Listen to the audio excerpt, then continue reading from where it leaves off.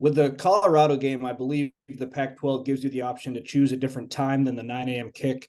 So I'm curious, what goes into making that decision when you're presented with different times for games, and why did you ultimately sign off on that time? Yeah, we thought about it. We definitely had a little bit of conversation back and forth. In an ideal world, it probably wouldn't have hit right after the late away game. That was honestly really to me the only potential drawback of it.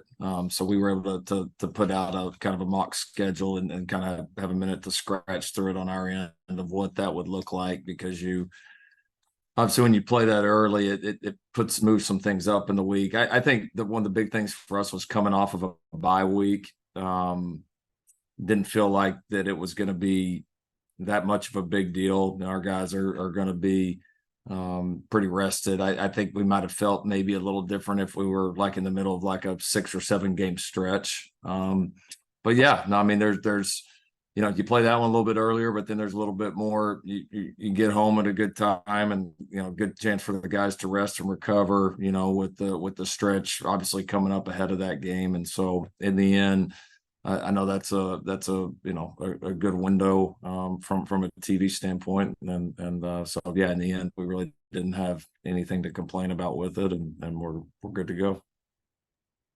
Ryan? Good morning. How much is Mason Cobb able to do on Saturday, and what's the ideal balance there with a rotation at linebacker?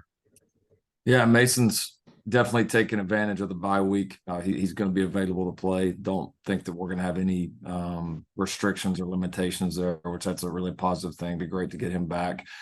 Yeah, and in the meantime, guys like Rajon and Eric and Tackett, those guys, Shane, of course, all of those guys have taken advantage of some of that time on the practice field and in games, and have done some really good things. So, I would imagine we'll play a few different guys there, a few different lineups, and of course, if we settle in and guys are performing well, we may ride the hot hands a little bit, and I would expect to see some of all of those guys. And again, I think the linebackers certainly have got to play in sync, right? There's playing your job and doing well yourself, but then there's obviously a lot of communication that goes on with those guys and really working well together. And so I think we're kind of excited to find, like, all right, is there that ideal combination of guys that really perform at a high level together? And that group's probably been more disjointed than most, just because of Eric and Mason both missing time, Shane missing basically all of fall camp, Tackett being new, Rajon had an injury during fall camp. So that group's been a little bit, like I said, disjointed. So we're hoping to find some continuity, and think we were able to start building that a little bit through the bye week and certainly through this week in practice. Thank you. You're welcome. Ryan Karchi? Morning, Lincoln. Seems like, I know it's not the biggest sample size, but it seems like Caleb has been especially sharp on intermediate to deep passes so far this season. And I know Dennis said yesterday that it was a point of improvement in terms of the start of this season to really get better with the deep ball. How have you seen him kind of progress in that way? Yeah, I think he's bought in a lot that every deep throw doesn't have to be just a perfect shot. I mean, at some point this thing becomes there's a little bit of just kind of science and math to this. I mean, the further you got to throw something, you're going to miss more, right? You're not, throwing a slant or throwing a shorter route perfect is not really that difficult. Throwing something 20, 30, 40, 50 yards down the field and throwing it perfect, it's obviously those are much tougher throws. And I think there's just been a realization that he doesn't always have to be perfect, because sometimes when you may have that guy wide open down the field or in the middle or in the intermediate part of the field, and you miss him by a foot. And we had a lot of those last year, or more. I say a lot. We have more of those than we wanted to have, and so I think we've made some adjustments, and he's made some adjustments in terms of just kind of mindset on those throws, which has been good to see. He's given our guys chances consistently. And then I think, right now, through 3 games, our receivers have done a nice job of coming down with those. And so I think it's some of the trust that's been built in how we want to attack people down the field and in the intermediate part, and then the guys really like buying into it and taking it from meeting room to practice field to game field. And I think that's shown up so far. So yeah, we definitely want to be more efficient in those areas, and I think we're off to a good start. Antonio? Hey, Lincoln. Tyron Delaney is someone who contributed a lot on the defensive line last year, and we haven't seen him this year. Is he any closer to returning and playing for you guys? He is, yeah. Good news. Well, we expect to have him available this week. Bye week was another one that came at a good time for him, as he probably wouldn't have been ready had we had a game last week, but was able to start to build into practice. And then he's doing much better.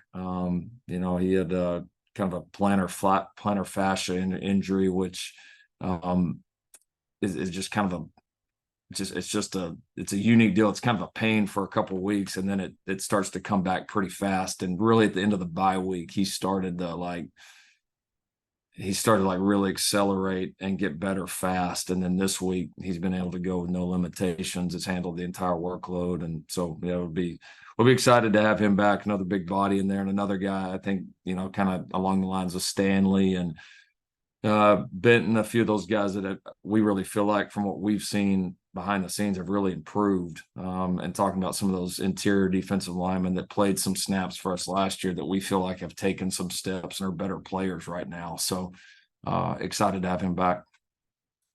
RJ? Hey, Lincoln, since the season started, has anybody stood out to you from a leadership perspective? And then what type of leadership do you feel like brings out the best in this particular group that you're coaching?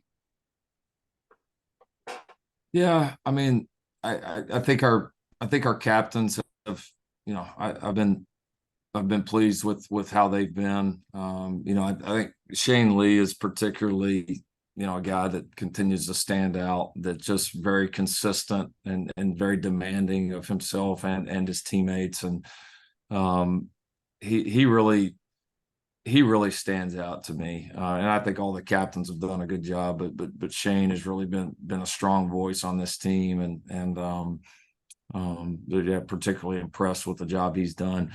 As far as the best type of leadership for this team, I would say like consistent and aggressive leadership. Like this is one of those groups that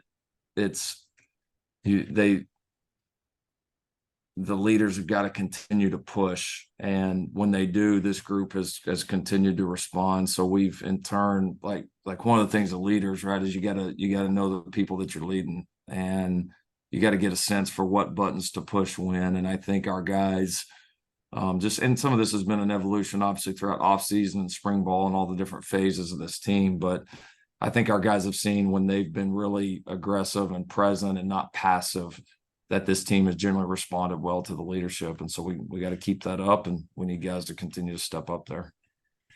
Thank you. Jack? Hey, Coach, how satisfied have you been this week in practice with how the team has adopted that killer instinct you want them to have for road games? We've practiced well. We didn't certainly seem to come back on Monday with any type of kind of bye week, rust, or kind of the bye week kind of hangover feeling you can kind of get in terms of you're off the field for 3 days. Like we came back with intent, and we were pretty sharp Monday, and we've had 3 really good days. So I think they're serious about it. I think they know for us to be the team we want to be, that these road games are going to be obviously a big factor in that. So I do feel like they've embraced it. We've handled the week well. Now, handling the week well and going out on the road and doing it right are 2 different things. But I do think we've set ourselves up to go play well in this first one. Eric? Hey, Coach.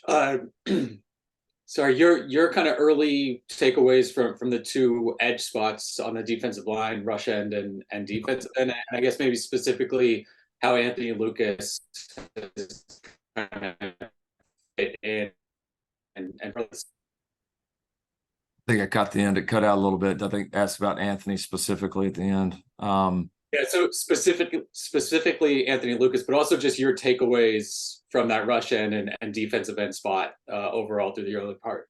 Yeah, been really pleased with Solomon Byrd. I think he's been, I don't want to say one of the surprises, but he got hurt, missed all of spring, and it was interesting to see where he was going to be kind of coming back. And man, he's been awesome. He had a great camp.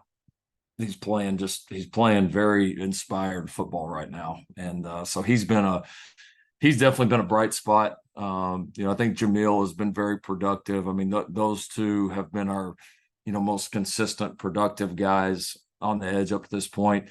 Anthony, we thought had his best game the other day against Stanford. Did some really, really good things. Like you could tell that Anthony is still young, but like he's making fast progress. He is what we're still building with him. And we saw some great flashes in the Stanford game, like the 3rd and short that he just like destroys the tight end and makes the play on 3rd and short. Was like, that's a lot of stuff that we see on the practice field consistently. And I think like a lot of young players, he's got to learn, and he is continuing to learn to take what he's doing on the practice field and go cut it loose and do it during games, because in practice he's a very impactful player. And I think through 3 games, we thought he was a little hesitant and passive early, and we felt like he took a really nice step in the Stanford game, and I feel like he's going to continue to grow and do that.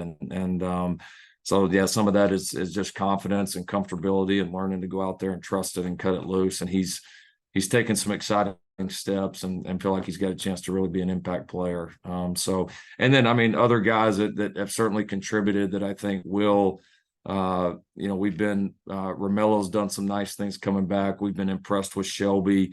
Corey Foreman had some really nice reps for us the other night. So we've got some interesting combinations out there, and we're going to need all those guys as we go forward. We're going to wrap it up with these last 3. Mark? Good morning, Coach. I'm going to piggyback a little bit off of what Jack asked. Earlier in the week, you were talking about embracing the role of the villain. When you're going up against a team that you're better at or better against, and they're overmatched, when do you, as the coach, take off the villain hat and say, you know what, enough's enough? We can't make another team look too bad, but at the same time, you want to make sure you're sending the message that, we're the #1 team in the country, whatever it might be. How do you send that message without saying, you know what, I got to take my foot off the gas at this point? I mean, you take the last game. I mean, you get up. I mean, the name of the game is win, keep improving, and then go on to the next one. I don't know that we're into this, I don't ever really feel like the sending a message deal. Like I remember getting asked this a bunch at Oklahoma, as you'd come down to the wire and it was like, playoff deal, right? And the talk would come up, and it's like, well, do you feel the need that you got to win this game by this many points or do this and that? Like I remember getting that question often in the different multiple playoff runs we had. And I think there's a lot of things to consider, right? You consider momentum of the team. You consider how many reps some of these guys are playing. I think you consider the opportunities whenever they do come up to develop your own roster and to play more guys, which fortunately we've been able to do in all 3 games up to this point. So there's every situation's its own unique thing. I mean, the first thing is obviously to win the football game. I don't like leaving guys out there in games where you do get up a little bit. I don't love leaving guys out there and the potential for injuries to try to, put up some like to send some message to anybody else. Like the message I want to send to our team is, we expect to play well. And if we get in some of those situations and it gives other guys a chance to play and get ready to help us down the line, then we're going to take advantage of that. So every situation is different. What time of the season it hits, like there's a lot of different things I think to factor in. But yeah, and I don't want any preconceived notions about this week. Like I've said before, man, when you're at a place like USC, you can watch how people play on film, and they can be like this against this team or that team. And then a lot of times you go play them and it's a totally different deal. This USC coming to play anywhere is a big deal. And we got to have a healthy respect for this opponent, which we do. And I'm hopeful that we'll go play well. Thanks, Coach. Mm-hmm. Ryan? Hey, Coach. Good morning. When looking at Arizona State and obviously some rough injuries at quarterback, and Coach Dillingham taking over play calling duties, so a lot of unknown there. So how do you prepare your scout team to give your defense some good looks for these guys coming up? And do you look at some of the Oregon tape from last year when Dillingham was there? Yeah, we certainly would have done that, whether Kenny was calling it or not. I mean, I think as good an offensive coach as he is, that whether he's calling it or not, he's certainly going to have an influence in what they're doing. So, I mean, I think we would have studied that regardless of the situation. Yeah, it's not easy because this is a totally, and I don't know whatever they decide to do at quarterback.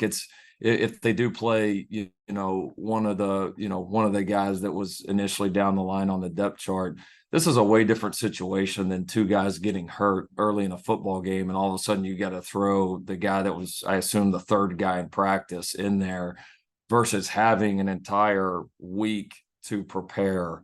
And you've got good, smart football coaches over there that are going to find ways to try to create advantages for him. So, yeah, it's not easy. I mean, I think you gotta expect a little bit of anything defensively, and so we've tried to cover all that. I don't obviously know that I would go into specifics there, but I mean, I think you have to understand that there are really good, creative offensive coaches on that side of the ball that have not forgotten how to coach, and when given time, have proven that they do a lot of really good things. And I think we need to expect that coming up in this game.